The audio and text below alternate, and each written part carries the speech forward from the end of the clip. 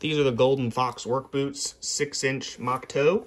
And these are excellent boots. I've had them for about 2 months. I've used them in a variety of applications. I've used them for tree work, pressure washing. I've done flooring, drywall, painting, all sorts of things. I've been up on roofs cleaning gutters with these. They're extremely comfortable. When you're working for a long time, up on your feet a lot, you know, you're in weird places like on a ladder. That steel shank that this thing has really comes in handy, keeping you comfortable for, you know, longer periods of time. Now, they probably could be just a touch grippier up on a roof, but these aren't necessarily roofing shoes, and you can totally fit tiger paws on these if you want. Issue with these is really just the laces. Not that big of a deal, right? If laces are the only problem, then you're sitting pretty. They've been holding up extremely well. Like I said, I'm hard on boots, and I've used these for about 2 months. After about a week or so, the soles soften up, and you can walk in absolute silence throughout the house.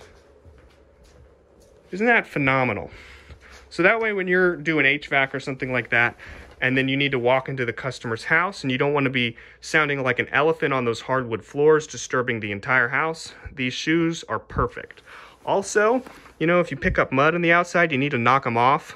These soles aren't so deep that the mud will get stuck in there. You can actually clean these off pretty effectively and not traipse mud all throughout the house. So these are great for keeping your house clean and your customer houses clean. They're not really that waterproof though. If you got one of those sealant products where it's kind of like a grease and it fills in the seams and sort of keeps the leather nice and soft and helps repel that moisture, I think you'd be sitting pretty. Because as it sits right now, if I walk through long dewy grass, like 6 or 8 inch long grass that's dewy, then, you know, my feet will feel a little bit wet. But most boots are like that, and most boots you need to put a sealant on.